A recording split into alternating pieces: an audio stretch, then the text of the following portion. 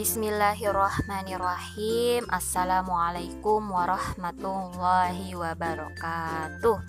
Bagaimana kabarnya semua Ananda soleh dan soleha?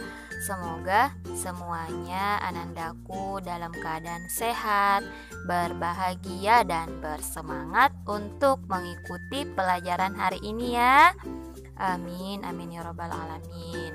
Baik, sebelum kita memulai pelajaran hari ini, kita awali pembelajaran kita dengan berdoa. Kita berdoa bersama-sama ya.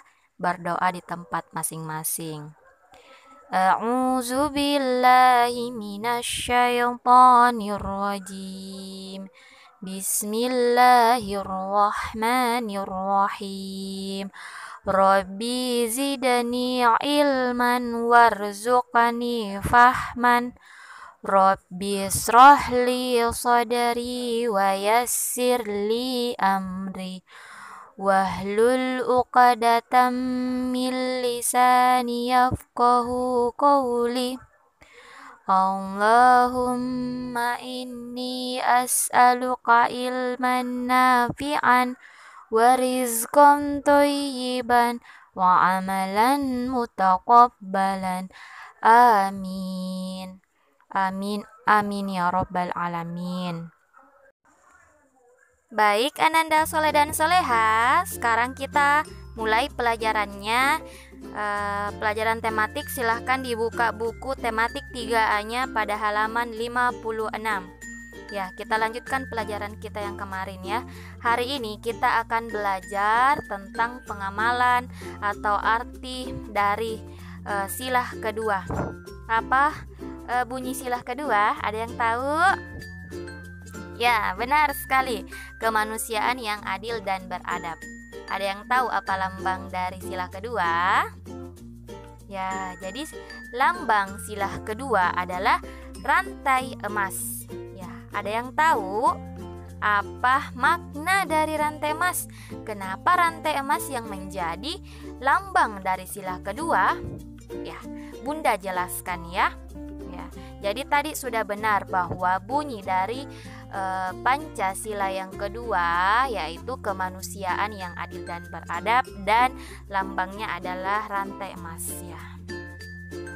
Ya, jadi kenapa rantai emas menjadi lambang sila kedua? Karena sesuai dengan bunyi Pancasila yaitu kemanusiaan yang adil dan beradab.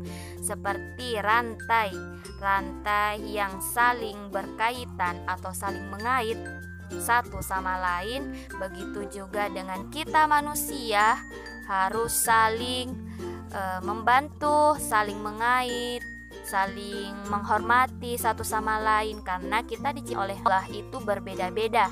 Banyak perbedaan di antara kita, mulai dari perbedaan jenis kelamin ya, perbedaan jenis kelamin seperti perempuan dan laki-laki, perbedaan agama ya, semua banyak perbedaan. Tetapi kita sebagai ciptaan Allah harus saling menghargai,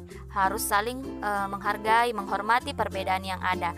Jadi itu maksudnya sila kedua, kita harus saling menghargai dan menghormati ya, tolong menolong satu sama lain. Karena kita sama-sama ciptaan Allah walaupun diciptakan dengan banyak perbedaan. Bunda kasih contoh ya, misalkan ada teman kita, misalkan Vino dan Danti. Nah, Vino ini pandai bahasa Inggris, tapi dia kesulitan dalam pelajaran matematika. Nah, berbeda dengan Danti. Dia pandai matematika, tapi kurang pandai ya, atau kesulitan di pelajaran bahasa Inggris. Tapi mereka tidak saling mengejek, malah mereka saling membantu satu sama lain. Mereka membuat satu kelompok belajar supaya mereka juga bisa membantu teman-temannya yang kesulitan dalam belajar mata pelajaran bahasa Inggris ataupun matematika. Nah, mereka bersatu ya, tidak ada yang saling mengejek karena tidak bisa pelajaran ini, tidak ada yang mengejek karena perbedaan mata pelajaran yang disukai. Nah, itu adalah pengamalan silah kedua, yaitu keadilan, kemanusiaan yang adil dan beradab ya. Kemanusiaan yang adil dan beradab yang dilambangkan dengan rantai emas ya. Ya, jadi bersatu. Ini rantai emas. Ya, ini gambarnya nak, kita perhatikan.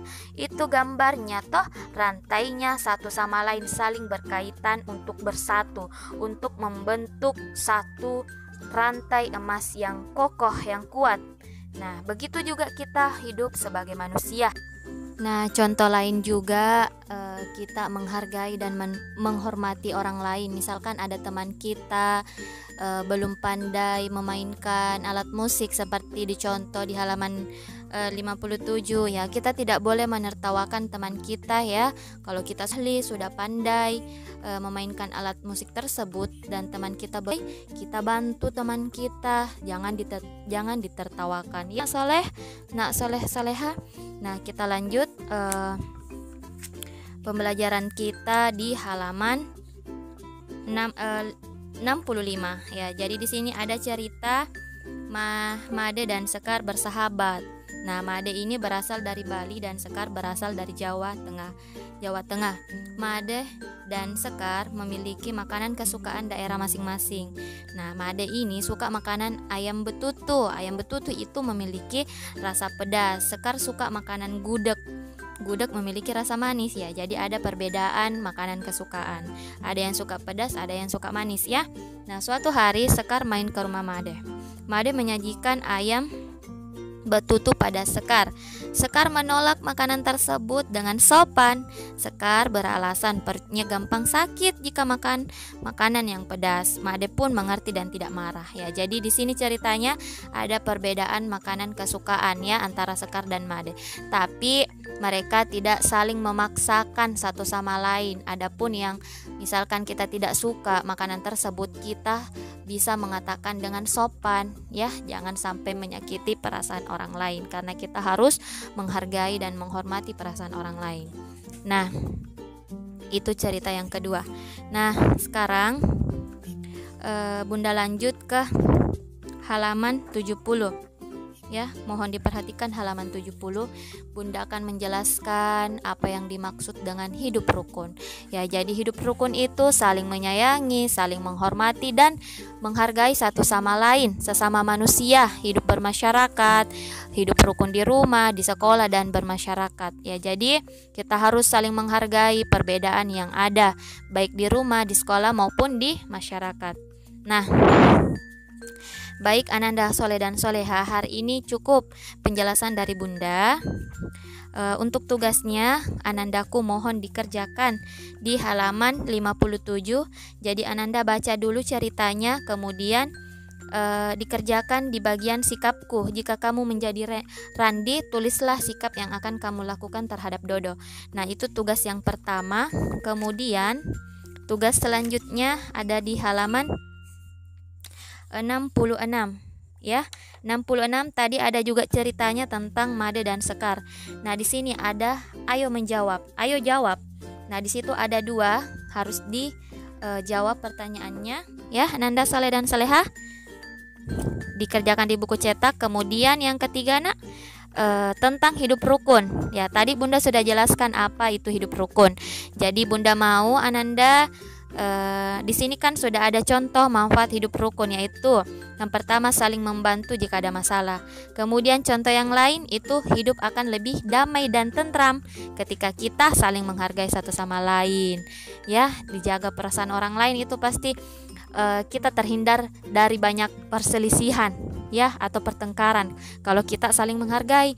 Jadi di sini Bunda minta 5 contoh atau 5 manfaat hidup rukun. Ya, jadi itu tadi tugasnya ada 3 ya.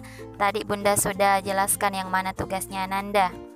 Nah, untuk hari ini cukup dari Bunda Asia. Insya Allah kita akan bertemu di pertemuan selanjutnya. Terima kasih anak soleh-soleha. Semangat belajarnya. Semoga Allah mudahkan Anandaku menyelesaikan tugasnya dengan baik. Mohon maaf jika ada kesalahan kata penjelasan dari Bunda ya. Assalamualaikum warahmatullahi wabarakatuh.